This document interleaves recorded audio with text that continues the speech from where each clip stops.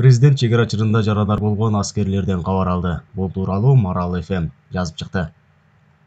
Президент Сооронбай Жээнбеков бүгүн 12 майда Баткен облусундагы мамлекеттик чегаранын кыргыз-тажик тилкесинде жакында болгон курал колдонуу менен коштолгон жаңжалда жаракат алган аскер кызматкерлеринин абалынан кабар алды. Уктон жарадар болгон мамлекеттик чегара кызматынын аскер кызматкерлери Султанбек уулу Мирбек, Абдисайыт уулу Манас жана Турдубай уулу Чыңгыз учурда Бишкек шаарындагы Саламаттык сактоо министрлигине караштуу улуттук госпиталда дарыланып жатышат.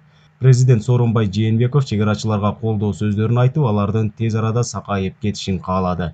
Мекенине ак ниет кызмат кылгандыгы жана мекен чегин коргогондугу үчүн ыраазычылык билдирди. Эске салсак, 8 майда Баткен облусунун Чек аттуу жеринде ал жердин 50 сотук жерин пайдалануу маселеси боюнча Кыргызстан менен Тажикстандын жарандарынын ортосунда чыр чыккан. Кыргызстандын 30-40 жараны жана Тажикстандын 30-40 жараны бири-бирине ташырыгыта баштаган. Чыр учурунда аңчылык мылтыктан ок атылган. Жердин курчушун болтурбоо үчүн Кыргызстан жана Тажикстандын чегарачылары асманга эскертүү иретинде ок атышкан. Кырдаал ал бир нече убакытка басаңдаган. Чыр басаңдаганда эки өлкөнүн жарандары арасында түшүндүрүү иштери жүргүзүлүп жаткан. Бирок Тажикстандын чегара кызматкерлери күтүүсүздөн миномет менен кыргыз чегарачылары жана Кыргызстандын жарандары тарапка ок ата баштаган.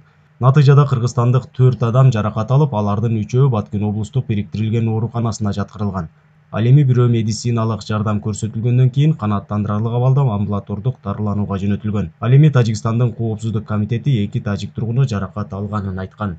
10 майда чегарада ок тийген аскерлер Бишкекке жөнөтүлгөн.